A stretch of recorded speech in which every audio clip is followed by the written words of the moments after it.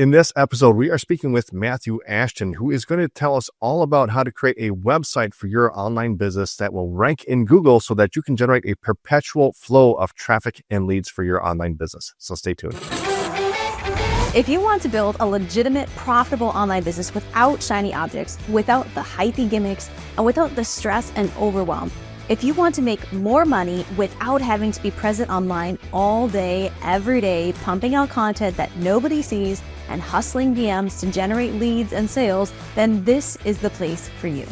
Welcome to the Digital Trailblazer podcast, your online business university, where you'll learn how ordinary people start from ground zero with no influence, no email list or audience to sell to, and no business or marketing experience, and go from working 9-to-5 jobs to building successful 6- and 7-figure online businesses and all the steps in between. Learn the strategies that worked and what didn't. Learn the mistakes that they made and how to avoid them, and then learn their plans for scaling their businesses and taking things to the next level. All so that you can build your business faster and easier and make more money without sacrificing the things that are important to you in your life. I'm your host, Leah Ray Getz, and with me is my husband, Todd. Now let's get to it with today's guest. Welcome, everybody, to the Digital Trailblazer podcast. My name is Todd Getz, and with me here today is Matthew Ashton. Matthew, why don't you give our audience a quick introduction? Let them know who you are and what you're all about. Sure. Thanks, Todd. I really appreciate it. Been looking forward to jumping on this with you guys for a while. As far as my background goes, I was a data analyst and a math major for a long time, worked with some great companies like Blue Diamond Almonds, Swire Coca-Cola. And then I ended up getting into marketing about 14 years ago, and I've been doing that for the last 14 years, everything across the board, but a lot of websites and a lot of SEO, PPC advertising, all kinds of good stuff for a lot of different industries. Awesome. And now you kind of have a business that focuses on helping people market their businesses online, primarily through SEO, but through other things. Is that right? Yeah, that's correct. So we do a done-for-you service that we work with companies. We also offer some consulting and some courses as well, just depending on what somebody needs. But yeah, SEO is a big part of our strategy. Yeah. I know that for me and Leah, when we started our business, or we started doing online stuff in our business back in like 2015, 2016 is kind of when we started. And the first thing we did was we built a website because we thought that that's what we needed. And that was kind of like back then, that was a big thing, was blogging and ranking websites and things like that. And I know SEO has changed a lot since then, but some of the basics, or actually probably a lot of the basics are still the same. One of the things that I know that's still very important is keywords, keyword research, and that on-page SEO portion. And for those of you who are complete newbies to this, can you describe to our audience exactly what keywords are and why they're important for SEO? Sure. I guess going a little bit backwards, just in case somebody doesn't know what SEO is, we got to kind of define that. Yeah, let's do that. SEO is search engine optimization. A search engine is Google, Bing. Back in the day, talking 2014 and that, there was Ask Jeeves. You can really go back into some old ones, Yahoo. Primarily today, it is Bing and Google.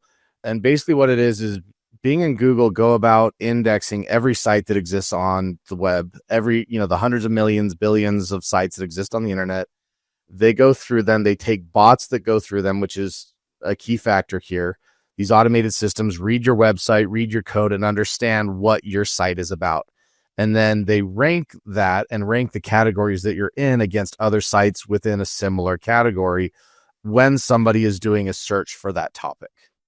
So keywords themselves are how people search. And there are both keywords and key phrases. It doesn't have to be a singular word. Your keyword can actually be a phrase. And primarily when you're thinking about keywords, you're trying to identify what your prospective client is saying. This is a big mistake I've seen a lot of business owners do. They want to think about their product, their service, how they look at it, and not understand what the client is typing into Google. That is actually the keyword, is what is the client going to search on Google to find you? Right. Yeah. And this is something that we talk a lot about. It's actually one of the number one analogies I make is in your marketing, you need to think about your ideal client, your perfect customer. They're sitting down at the keyboard. They've got a problem they want to solve or a goal that they're trying to achieve. What are the exact words that they are typing into Google or YouTube to try to find a solution to that problem, right? And here's the thing, and here's why SEO and ranking on Google, why it's so powerful, is because that is your target audience's top of mind concerns, right? That is how you're going to reach people who are in the buying mode, right? They're Yeah. simply searching for a solution to a problem, right? And that's what I always tell customers. I said, whenever I talk to somebody, they're like, okay, well, what do I do first? Do I do PPC ads? Do I do a Facebook ad? Like, where do I put my information? What I try to explain to them is there's different levels of intent. The beautiful thing about either a Google ad or in this case, an SEO, which basically they do the same thing. One's paid, one's free. The SEO is the free route. It takes a little bit longer just because it's free. Money speeds up everything. But the intent is there because they're looking for you. They're looking for a solution to your problem. When you're doing social media or even, I will argue, a Facebook ad, you're predominantly doing almost what a billboard is, where you just put it up and you hope the right person drives by. Google and Bing are a little bit different because somebody's looking for it. You're trying to be the option they pick. Yeah. And like you mentioned, it's different from, say, advertising on Facebook or Instagram, or even creating content on Facebook or Instagram, because those are platforms where, people are just looking to connect. They're joining groups, they're doing these things. And if they come across an ad or if they come across a post that's suddenly like selling them on something, it's kind of an interruption to their day, to their normal flow of what you're doing. And it can still work, but it's a different process versus if you're doing PPC ads or, Google ads or keywords and ranking your blog post or your website on Google. People are actually searching for that. So like you said, you're getting people who are typically much closer to a buying decision than if you were to reach somebody on Facebook with an ad where they're not really actively searching for a solution at that time. That you're correct. And a lot of that, if you really dive into the world of marketing, comes into even how they charge you. So Google charges you per click, and so does Bing. Facebook charges you per 1,000 impressions, which is actually very similar to how the billboard industry charges. They charge based on where a billboard is, the kind of traffic that goes by it, and the size of the ad. So it is a very different flow in terms of what you're looking for. The beautiful part about SEO, PPC ads in my mind are a shortcut on SEO because it's just, hey, I'm not ranking on that top page, so I'm going to pay to be on that top page is really all an ad is. It's just trying to shortcut the process. But the SEO really, while it is a long game, it is an extremely valuable long game to anybody who's trying to make money. Yeah. And that's the thing. That's once you rank, especially for some of the more competitive keywords or for the higher volume searches, that in and of itself, even if you're not selling anything, that traffic can generate hundreds of thousands of dollars a year in revenue just from, the traffic that you're generating. If you're running, like ads on your website, or if you're doing affiliate links or things like that, even without having your own offer, I know people are making a lot of money just generating traffic like that and ranking their website. Absolutely. And you're 100% correct on that. The beautiful part about that too is while it is a long game to get ranked, it is also is a slow fall off if you need to take a break, if you need to redirect to something else. I mean, I had a client that we stopped working with them after 4 years of SEO, and 8 months later, they were still in the top 1, 2, or 3 spots, depending on what they were searching. And they hadn't done anything in 8 months. They didn't replace us with somebody else who was doing it. It just sat there, and they were still in that spot, which means they were generating a lot of leads for no money at all because they've done the work to get there. Well, and the reason for that is because in order to get to that top spot, you need to build a bunch of trust and authority. There's the authority score. It depends on what you're looking at. I use SEMrush for a lot of things, so I usually look at the authority score, which is a measurement of how relatable you are to the domain that you're in. And so they usually rank it out of 100. Most sites I've ever seen are like 0 to 10. I've seen a few that I've gone in that are like 40, and they're these big name brands. I was recently working with a client that's really big in the outdoor space. And when I first came in with them, they had already had a 40 out of 100 on their authority score, which meant they were pretty well recognized within their SEO. Yeah. And again, that whole domain authority and the authority score and, trust flow, all those things, that's some very advanced stuff. But for people who are just getting started, even just the keyword stuff and getting that right can have a huge impact on your business. So for someone who's just starting out, they maybe built a website, they're starting to create some content, how do you find the right keywords to start writing your blog posts or your articles on? So there's a couple of ways to do this. I'm going to give you a couple free ones and a couple paid ones. The Google Keyword Planner is a great one to go into. It is a free service. You can literally go set up, you can access it through your Google Ads account. You can access it through a bunch of different places. Google Ads account is free to set up. And it allows you to pull keywords related to your area. It requires a little bit more work than some of the paid ones I'm going to talk about. They're a little bit nicer, but it is a way to do it. The ultimate like free way, if you really want to see just what the top key phrases and searches are, is to literally open up a Google window. If you were a customer looking for your product, type in what you would be searching for and do not press enter. Let it give you the suggestions, because those top 5, 10 suggestions, it is suggesting the things that are closest to you. And those are potentially keywords. Those are key phrases you can go after. And that makes a big, big difference of just like a free way of doing it. Okay, so the completion matching in the search bar is one of the ways. Yeah, those are keywords. It's trying to pull the top searches that were related to your search to try to get you into whatever it is you're going down that rabbit hole. Okay, gotcha. So that's one. Do you have any other ways that that you could use as a The keyword planner is a big one, because you can go in, you can type in a keyword. It's going to suggest a bunch of keywords related to that. And the nice part is it does give you some basic data. It gives you search volume, which I pay a lot of attention to. The other thing to pay attention when we're talking about trying to get ranked quickly is actually the keyword difficulty. It's very, very easy to just go, oh, well, I need this keyword because it's related to my product. But that keyword difficulty, they do a keyword difficulty again, sliding scale 0 to 100. If you have a keyword difficulty that's 70, 80, 90, or even 100 keyword difficulty, that means that so many people are trying to rank for that it will take you years and years of high quality content to outbeat everybody, if you ever can at all. But I've been really careful about doing kind of a Moneyball concept with my clients, where you can find high volume keywords, and you can do this. You can export this into an Excel spreadsheet and just look through the numbers. You want to look for low keyword difficulties that still have a high volume and a high relevancy. Really good example of this was, I can pull this from an attorney, was child custody lawyer. Very expensive, very hard to rank for. The keyword difficulty was like an 80 out of 100. It's like, that's going to take forever. But when I looked at child custody lawyer near me, that was like a 25. So significantly easier to rank for. I'm like, that's still your customer. It has the original keyword still in the phrase. So you still have a chance to rank for that original keyword regardless.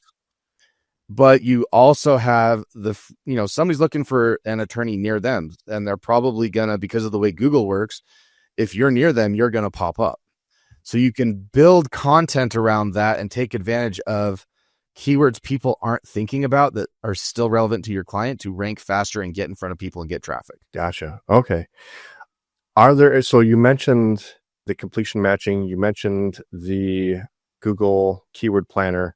I guess the other one I could throw out that's an easy one is honestly ChatGPT. It is really easy to go into ChatGPT nowadays because it's now connected to the greater internet as a whole and can look up public information.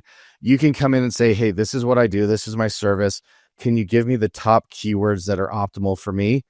And you can ask it for 10, 20, 50, 100, and it'll give you a lot within that area. And you can work very, very well with the AI in that aspect. Yeah, I guess somebody that had mentioned that to me before, that they could do that. I guess I'd never tried it, but yeah, now that you bring that up, that's a really good suggestion. I know one of the tools that I use is KW Finder, Keyword Finder. And that's one of my favorites. But there's a bunch out there. Are there other? There's a lot out there, especially within the free space. Within the paid space, I'm just a big fan of SEMrush. Don't have any agreement with them, but I pay them. But they have a tool. They have a couple tools that I love specifically within the keyword space. One of them is what they call the keyword magic tool. And so within that, I can go in and put in a keyword, it'll give me every keyword related to that. So I may get, 20,000 keywords related to business coach. But then there's another section right next to it that also says questions. And you will get anywhere from a couple hundred to several thousand questions, which can be, where do I find a business coach? What is a business coach? How would a business coach help me? Questions like that. And I love those questions for creating content, because you just go to the question and, well, this is what the client's going to type in as a question. Let me answer this and create content answering those questions. And so that's beautiful. The other tool it does have is what's called a keyword gap tool. This one's a bit more complex and helps if you have kind of a business already going, but you can go in and put in up to 5 competitors, and it will do a Venn diagram showing where your keywords intersect with theirs. And then it tells you what all of their keywords are. So you can see every single keyword you're not using that your competitors are, and how much traffic. You can also see where they rank versus where you do. So you may see, ABC company ranks second for this, while this other one ranks 23rd and I'm 90th. So I know I need to start beating these guys out on this keyword, because clearly they think it's important to rank higher on it. Now, that is a paid tool, but it's very, very invaluable. Yeah. Yeah. I was going to say, one of the other tools that I use, it's in the keyword finder, KW finder. I keep getting this mixed up, but it's in that toolkit. You can search by website, and it will show you all the things that web, like you said, it shows you all the things that website is ranking for. And then it'll show you where they're getting their backlinks from as well. Yeah. That's a big, big thing. A lot of people still, link building, there's a lot of rumors it's dead. It's not. It's still a part of the algorithms. It's still something you can do pretty easily. And again, SEMrush also has that link building tool where you can go in and put in those 5 competitors, and it'll suggest you 1,000 places you can reach out, 1,000 websites you can reach out and start trying to build relationships to get those backlinks. Right. Yeah. Yeah. So I just did a quick search for the keyword how to lose weight, and that's got a keyword difficulty of 67, but the search volume is 258,000. So it's high search volume, keyword difficulty 67. So it's not something you would probably rank for. Now, some of the other information that you get along with that, one is CPC, cost per click. Can you tell us how that's relevant in this? So the cost per click usually is more around the PPC ads when you're trying to estimate what it goes for. It is a nice way to interact your PPC advertising if you want to marry PPC with SEO. You go, okay, well, my average cost per click, if I was going to go after this, I'm going after it with SEO, but I also want to do it with some PPC advertising. That's what it's going to cost per click to get. Technically, your SEO is free. It's your time. Unless you're paying somebody to do it, for the most part, it's building content, it's writing content, doing either a blog or a podcast. It's 100% a time investment, much more than it is any type of an actual cost. There's no cost in those metrics. So that completion matching suggestion that you gave, I just did another quick search for that. So I typed in how to lose weight, and I looked at completion matching. Now, obviously, how to lose weight is not something we're going to rank for, but one of the other suggestions in that was how to lose weight in your face. So I just did a search for that in Keyword Finder, and it came up with a similar result: how to lose face fat. 238,000 searches, and keyword difficulty is only 21. Right. So what that's telling you is you have to create less content to rank for it. So you might need 2 or 3 articles to start ranking for it. Put out a couple videos on it. I will say this: YouTube is also another SEO cheat. As much as PPC ads are, YouTube is another one. So creating a couple of videos around this stuff really helps. Yeah. Yeah. So these tools are really helpful in helping you to identify those keywords that you're going to create your content around. I know that, because a lot of people would say, okay, I'm going to create an article on how to lose weight. But if you do that, it could be a big waste of time, because it's never going to get seen. You're never going to rank for that. But finding other related keywords that are less difficult to rank for and creating your content around those keywords can definitely help you out. Now, I know that as far as Google's algorithms and their AI bots and all that go, they're getting more sophisticated. They're always changing. Those algorithms update daily. That's where I try to avoid hacks. I think in general, a lot of hacks don't work. Black hat, white hat tricks.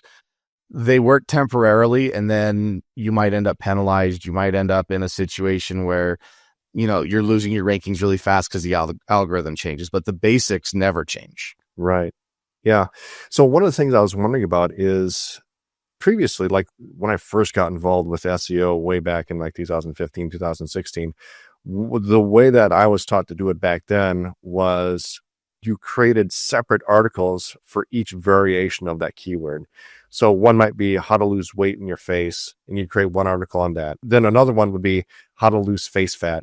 And it might be a very similar article, but it would be a separate one. And then you'd focus that article around that keyword only. Is it still the case where you want to do that? Or do you want to have one article that's maybe longer that involves like a combination of very similar keywords? They both are good strategies. You don't want to do a lot of duplicate content that is too similar. And I would avoid trying to do it like back to back. If you can spread it out a little bit more, like you'll notice this, there's plenty of bloggers and stuff that come back to the same topics several months or years later. They just kind of go back around, and that doesn't hurt you, especially because you can change what the keyword is. You're not trying to rank for the exact same keyword every time. So maybe one is how to lose fat in your face.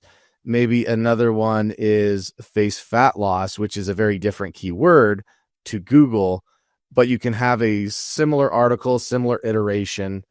And it is still a strategy. Like I know a lot of SEO guys, when they're doing local SEO, which is you're trying to rank for something locally if you have a local service. Good example would be a roofer, plumber. They will have the same pages that certain content just gets swapped out for plumber Salt Lake City, plumber Provo, plumber Lehigh, plumber American Fork. That way they have individual pages ranking for those. And it is an effective strategy. It's time consuming. The other downside is it makes your website massive, which can be hard to deal with over time. I've seen sites have 15,000 pages on them. It creates a lot of work when it's time to go and do some updating. Okay. So, because you mentioned earlier that you had a client that, 8 months or however many months after they'd kind of stopped maintaining, they had still maintained their rank, but eventually that rank goes down. Correct. And I've seen it in the last few months start to drop off. Yeah. So what do you do to maintain that rank or to gain rank after you've kind of created the article? It's still consistent content. It's coming out with new articles periodically. That in that case was a law firm, and it was one of their practice areas. They have a bunch of practice areas. So initially they did a big push into the DCFS CPS market. And that was all we were talking about. That was all the clients we were taking. That was all of our advertising. So we did a lot of content about it and got ranked. And then over time, we had dialed back to maybe one article out of our week's worth of articles was on that. And the other ones were about other areas. That way we're kind of maintaining and still feeding in new content. The biggest thing, a lot of people think a website is set it and leave it, and it's not. If you set it and leave it, Google forgets about you because what the bots are looking for, the bots are always looking for new content. It's the same way any algorithm works. They want to feed you new stuff, new information, because that's how they get you to continually come back, because here's the newest, here's the latest and greatest, versus something that's sat there for years is kind of, it's old news. Everybody's seen it. It doesn't matter anymore. And so Google starts downgrading that stuff. Okay. Would it help to simply update an existing article that's doing well with new 100%. information in it? Okay. Yeah, you can update them with new information. You can go back in. As you're doing SEO, it's very important to have something on your site that is keeping track of what your SEO score is per page. Rank Math is a great one. Yoast is a very, very common one that most people use. It depends on what you're building your site on. I'll say this. There's certain platforms that are more SEO friendly than others from like customization. I encourage a lot of people to be on WordPress because I think it gives you the most control. And so I use something like Yoast for that. And Yoast gives you, and Rank Math does the same thing. They're both beautiful. They give you checklists on every single article to make sure your title is the right length, that it has a keyword in it, that your meta description has the keyword in it, that you're not using the keyword too much in your content. That used to be hacks that people, again, when it comes to hacks, people used to do like hidden content where they would write all this content on a page and then hide it or like make it clear as the font color. And the algorithms have picked up on that. And that's the thing. Whenever somebody tries to hack, Google will pick up on hacks over time and they start programming their algorithm to ignore that kind of stuff. And so it's like, oh, well, it works temporarily and then it stops working. But those algorithms, the Yoast stuff, like Yoast knows what the algorithm's looking for. And so if you can follow that and make sure you're hitting everything, and it gives you a red light, green, yellow light, and green light in terms of how good your SEO is on the page. And I always say, as long as you're in the green, you're pretty good to go. So as long as you make sure every single one is green, everything's good, your images are good, you're pretty good to go on your SEO for that page. Gotcha. Yeah. Now, as far as Yoast goes, because we've used Yoast a lot as well. I think at one time we had tried all-in-one SEO, and I think that was pretty good. But I think, like you said, most of those are pretty good. I liked Yoast and I liked Rank Math because they gave you a list of what to fix. So as far as when you are creating your article on your website, what are some of those key suggestions that from Yoast or whatever that we want to build into that article? So for example, you mentioned keyword density. I know that in the past it used to be like 1% to 3% keyword density. Is that still the case? Or yeah, that's the rough recommendation. If you go too far above that, it's going to recommend it. If you're down to like 1%, and this is one of those things that it's difficult to calculate as you're trying to write. You're like, I'm trying to write content. Like, it's just one of those things that you go back in and revise after the fact. I usually say, write the article, put it in. And then if it goes, hey, you've got too much of the keyword, then you need to come in, do some edits, take some out, and then like just re-put it in and it'll just rescore it every time. Yeah, that's a big one. Whether your images, your alt images have your keyword in them. What that is when you put in an image and upload it into the site, usually the uploader asks for a little tag for an alt image, which is if the image doesn't load, what text would tell somebody what image is supposed to be there. And you want at least one of your images to have the keyword. That's a big one. The title and metadata is a big part of that. I've seen a lot of people that, and a lot of websites that for whatever reason, they have the same title on every single page because it's built to be a default that the title is the name of the website, and like that's it. And so they don't go in and custom add in the titles. You can also, title length is another one. If you have this really big long title, you kind of need to shorten it up. It's too big, too long. It makes the URL crazy long, and the algorithms don't like that. I know another one that I used to focus in on was the H2 and H3 headers, and having the keyword in there is, yeah, that's still. Those ones are an important one. The other one in that stream that I've seen a lot of people make mistakes on is using multiple H1 headers. And why that's a big difference is the H1 header is really reserved only for the title of that page. But what most people don't know, and the reason they do this is they're new to building sites. They're just going off of, well, I need the text to be this big, so I'm going to use the H1 because the text is this big. Not realizing if you go into the style section of whatever title or header you're putting in, you can adjust the pixels. Even if it's an H2, all the way down to H5, which is tiny, you can go adjust the pixels and blow it up. It just doesn't, you don't want multiple H1s, because when we talked about the bots that are crawling your page, they aren't looking at your page. They're looking at the code of your page, and they're reading the text and the coding behind it. And so if there's multiple H1 tags, Google now doesn't know what that page is about, because it's saying, well, there's 3 titles for this page. I don't know what this page is. So there are such things as H4 and H5 headers. Do those matter at all? Like, because I never use them, but I don't use them particularly either. They are, anything from H2 to H5 is really more of a design choice more than anything. As long as you have headers in there, it still reads it as a header. And then that gets more down to the main purpose of those is actually more in web dev. As you're developing a site, if you are custom coding and you want all of your headers to have a consistent look across the site, and that way you can change them all simultaneously instead of having to go to every page and change it, you would use, okay, the H2 tag is this font, this pixelation, this color. And so that way, if you want to go update them, you can update them all simultaneously instead of having to go, I have to go to this page and update it and go to this. When you have 15,000 pages, you can't do that. So that's really the purpose for them. Okay. Another thing that I used to do, and maybe this isn't relevant anymore, but you can tell me, is the ornamentation. Like you used to have to take the keyword and put it in bold text, and then somewhere else you had to underline it, and then somewhere else you took the keyword and you made it italicized.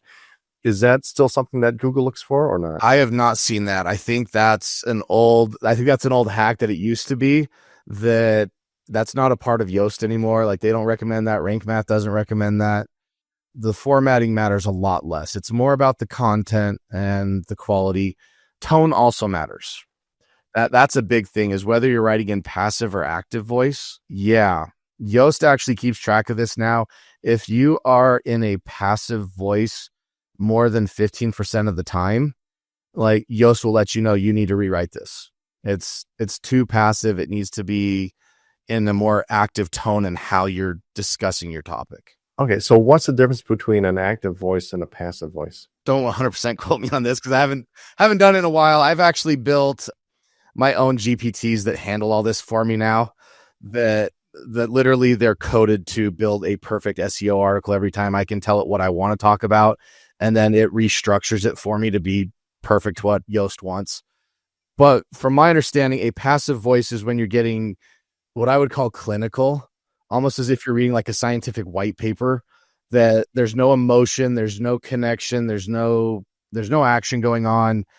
You're lacking a lot of the you did this, I need to do this, this is how we do this.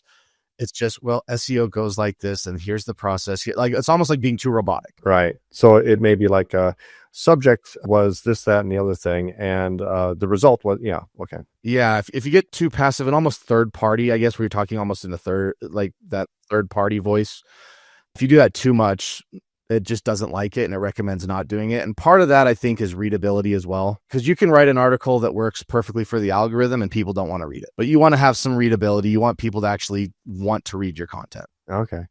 So what about like really informal writing? Like if you're using a lot of slang or jargon, does that matter at all? Number one, I think it makes you more unique. I actually prefer it. One of my big hacks is to not actually write content. I love podcasts to actually create your SEO. The biggest thing is when you're trying to write an article and you're trying to engineer it to be for this keyword and everything else, it gets very difficult and frustrating and time consuming. Versus if I can come in and look at that, how do you lose face fat? But if I actually sit down and just do a recording of me talking about it and my knowledge, and okay, well, in order to do it, you have to, do these certain things. There's facial exercises. My fiance actually just mentioned this, that she goes, oh, I found this thing that's like, there's facial exercises you can do to tone your face. And I kind of looked at her like, excuse me? She's like, yeah, we should do it every night. It's 10, 15 minutes. I'm going, no, but something like that, when you're having an organic conversation around it, and then you transcribe that conversation and use that transcription as your article. The nice part about this is, and again, this is where AI comes in handy. If you want to go set, okay, well, now I need to set what the keyword is. Take the transcript of that whole thing and ask ChatGPT, what is the best keyword for this? How do I title this podcast appropriately based on that keyword? How do I put in the meta description? But you generate the content organically. And so the discussion is very organic. The slang is totally fine. It doesn't look for that. And the nice part is if you're using slang that everybody else uses, you're okay. That's the big thing, is are you using words and terms and everything that your clients, the general public, and everybody else uses? Lawyers are guilty of this they love to use, pro se, ad hoc, litigation. And whenever I've worked with them, I said, nobody knows what you mean. You're speaking Latin, which is a dead language that died hundreds of years ago. Like, I get it. It's part of what you do, but you need to talk to the person who's looking for you. You need to talk to the blue collar guy who went out drinking, got a DUI on his way home. He's not looking for a litigator. He's looking for, how do I get out of a DUI? That's what you need to talk to. That's how you need to communicate with people, and you'll reach so many more people. I would say that that's not true just in SEO. That's true in marketing in general. Like if you can do that, you're going to be so much further ahead of the competition. It's funny. I was just in a boot camp on how to speak on stage and how to sell courses and do everything. It was done through the 10X program with Grant Cardone. And one of the most interesting things I got out of the whole thing is when they were trying to describe your mission statement. When you basically come up to somebody and ask, what do you do? The question is, what is the problem that you help people with? What is the problem you solve for your customers? Most people don't give you the problem. They give you the solution. Oh, well, we help people create more wealth and do. Are your clients saying I have a wealth creation problem? No, they're going, I don't know what to do with my money. I don't know where to put it. I don't know how to grow it. The language the client uses is vastly different than how we perceive ourselves. Yeah, absolutely. Now with SEO and AI, I know that one of the things that used to be kind of a big no-no was kind of like copying content from somebody else and then like changing a few words here and there, kind of like you would do, in high school or college. Yeah. But one of the things that Google, I think, used to look at, and I'm sure they probably still do, but is the uniqueness of your article, right? Correct. And that is where that slang comes in. That is where, like, why I'm a fan of podcasting, because it is unique. It's very difficult to do. Now, I'll say this. As the algorithm currently sits, as of today, January 2025, this may change because of the way AI is coming in. Google is taking this into consideration, and there's a lot of people worried that all the AI content they're generating is not going to, is eventually going to be punished. It's a hack right now. It works, but eventually it might be punished, because it is a possibility to come in, especially with as smart as ChatGPT is, take an article from somebody and say, I need you to rewrite this entirely so there's no plagiarism, but just this is the topic. This is what somebody else wrote. And you can churn out articles like crazy.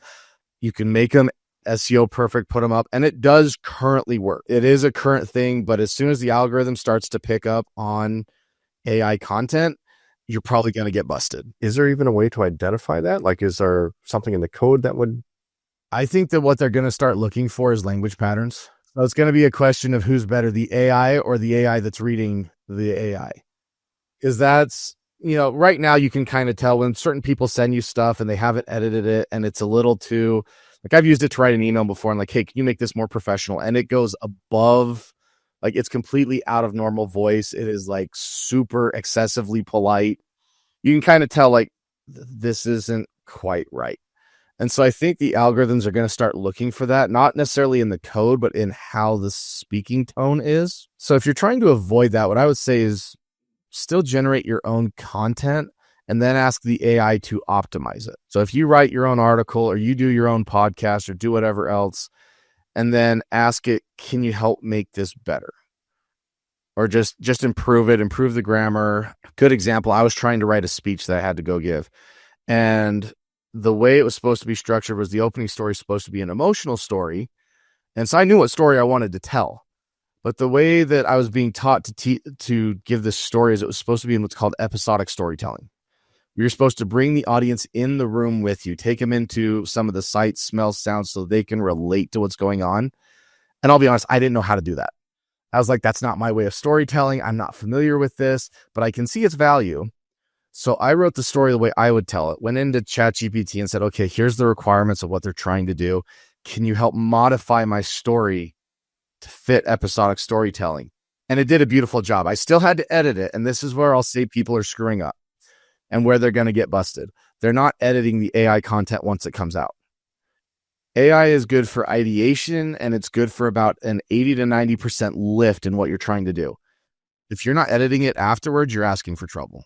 Yeah, that's one of the things that we do with this podcast, actually. And in fact, what I'm going to do with this one as well.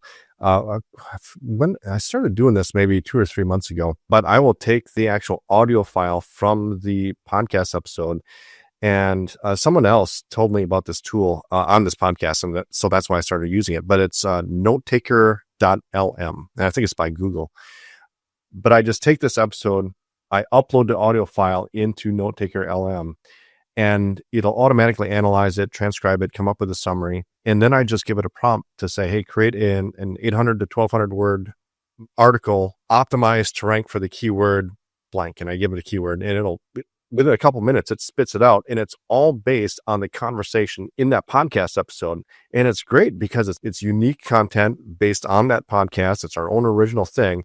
And like you said, I just have to edit it a little bit. Maybe I'll have to add an H2 header or an H3, or, sometimes it comes out and it's a little bit too robotic, like it's just bullet points, and I'll have to tell it to rewrite it, or maybe I'll just manually change it. But yeah, it's a great way to produce content. It's still original, and it saves so much time. The other thing I found it's really good for, and especially in the SEO space, and this is a problem with podcasting and content creation in general, you run out of ideas. The ideation that AI can bring to SEO, to everything else, is really, truly amazing. I'm going to give this one away for free because as much as I love it being my own little trick that I use, it is a beautiful trick. And that is, you go in and you tell the AI, I work in this space. These are the customers I'm working with. This is the product that I offer. Can you tell me 40 dreams, desires, fears, and frustrations? So what you actually want is you want 10 of each. So you want 10 dreams, 10 desires, 10 fears, and 10 frustrations related to my product or service. It's going to go out on the great internet, do all the research to pull all this emotional stuff and give you basically a spreadsheet with them. And that's 40 ideas. Now, for me, for ideation, I went, okay, I want to do more of this. So you can actually come in and then ask it, can you create 10 tips for how to deal with the fear of not ranking high enough for SEO to get clients? We'll talk this as an example. And it'll give me 10 tips. Well, the 10 times 40 means now I have 400 ideas. Even if I were to do an article a day, that's over a year and a half's worth of content that I no longer have to think and go, what do I write about today? It's, here's the tip. Now I need to write the article and expand because I probably have the knowledge, because it's my industry and my space, to create some content around that main theme and idea. But it takes away the ideation so you don't have to run out of things to say. Nice. Yeah. I think AI is just one of those things that it's making SEO so much easier. You still requires the human element, but I remember back when I was still learning this and even after I learned it and I kind of got good at it, it was such a laborious, just meticulous, tedious task to create an article, find the right images, do all those things. Because we produce video content all the time. We produce podcasts all the time. It's so much easier for us to produce that. And being able to take that and repurpose it and have AI just kind of help us out with that saves dozens of hours a week. Massively. Yeah. Even on that, I don't know if you've ever played around with Opus Clip. It's opus.pro. That you feed a podcast into and it'll give you 30 shorts, out of an hour-long podcast, it'll give you 30 shorts that are optimized, scored based on their hook. And you can post them. So there's so much in AI. With article generation, again, like I wrote my own GPT, and the way ChatGPT does this now is beautiful. If you have the advanced version where you can do that, you've got the paid version. You basically go in and say, I want to create a GPT. You tell it everything Yoast asks you for. It says, okay, I need to create SEO articles based on these parameters, and you get all the parameters from Yoast, and then save it. Now, every time I come in, it doesn't matter whether I'm working for a roofing client, a coach, a business owner. I can come in and say, okay, I'm writing on this topic for this company and this and this, and this. Give me an article. And it spits it out in basically SEO perfect mode. So it's nice for that restructuring because now I don't have to upload it, look at the list, see what's wrong. I know when I put it in there, I'm already ranking green from the moment I do it. I don't have to do all that extra work. Nice. That is great. Yeah. Now, and I know that you mentioned before that you have AI prompts and things like that. Is that what you're talking about? Or do you have other things that you use to help out your clients? I use a lot of different things with this. Again, SEMrush is a very, very big one because there's multiple aspects to SEO. We're mostly talking about the content-based stuff. There's also local SEO and there's technical. The technical SEO is one I do recommend people look into. And that's everything from page speed insights. So how fast your pages are loading. If you have a very slow site, Google can penalize you. They just go, look, this is a slow site. It's not working well. If you have an unsecure site, like if you get hacked, Google will blacklist you. I've had this happen to a client. And in fact, that recent Chinese hack that hacked thousands of websites, I had a client who was a part of that. And in 3 weeks, we got hacked 7 times. And it happened so many times that Google actually blacklisted us. And we had to completely destroy the site, rebuild it from the ground up, and go to Google and appeal the blacklisting for us to finally get it back and be approved, because you couldn't even navigate to the site on Chrome. Chrome, even once we were cleaned up and good, because we were on their blacklist, if you tried to go there, Chrome would go, no, this is an unsafe site. There's been too many issues. You can't go there. So like you can really get banned and end up in a shadow box with Google in a way that is not funny and can really hurt. Right. Yeah. Now, this whole discussion about SEO, I know that what we were talking about here is just kind of like the tip of the iceberg. There's, backlinking internal links, backlinks, external links. There's, all sorts of ways to, or all sorts of things that you need to do in order to really optimize your site to get ranking. And I know that once you do rank, I mean, it is, like you said, it is a perpetual source of traffic and leads, and it pays off dividends in the end. And I know that we're kind of running out of time here. If people want to learn more about SEO and about building a website and ranking it and things like that, where can they find out more about you and your services?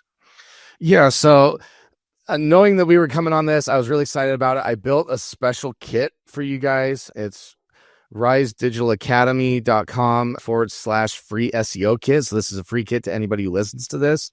It gives some basics. And then beyond that, within this Rise Digital Academy, there is a basic, intermediate, advanced course, a special topics that gets into e-commerce SEO, some of the specialized stuff that's unique. There's a lot of that stuff that's there. So that academy has a lot of good opportunities for that. Awesome. And what's your main website? So our main website is millionairemakers.co, and that's where we do our done for you service, where we're actually working with you and partnering with you. Awesome. All right. Thank you so much. We will have the links for that in the show notes. So if you just look below this podcast, there should be links for all those things, along with that SEO article that I did through Note Taker LM. That will be below this as well if you want to check that out.